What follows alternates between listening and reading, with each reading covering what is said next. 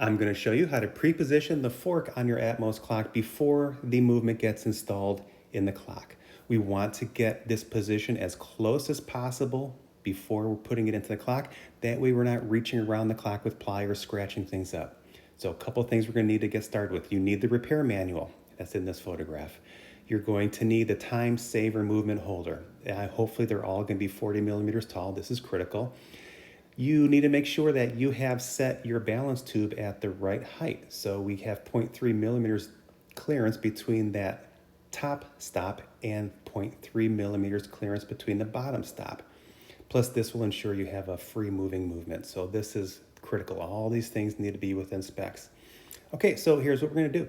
Just put the movement on the holder, press it to the bottom of the repair manual, and you can use that black line, the white line, and that red border to make sure that your fork is in this exact position. This is where it needs to be to engage the impulse roller at the right height.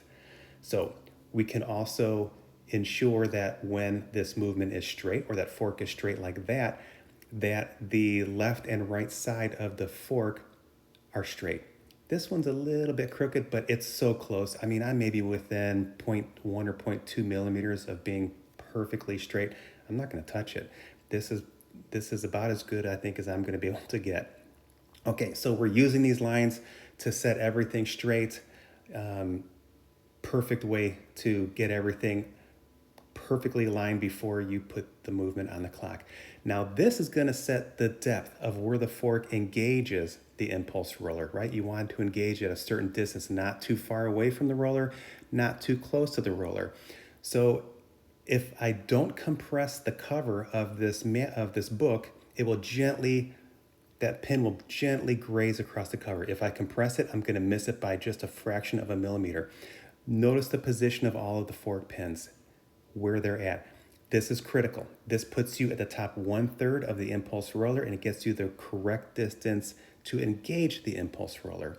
That way, when the fork is installed on the clock, you don't have to do a lot of manipulating. As a matter of fact, I didn't do anything to this fork, and look how good it looks. Now, it could probably twist a little bit to the left.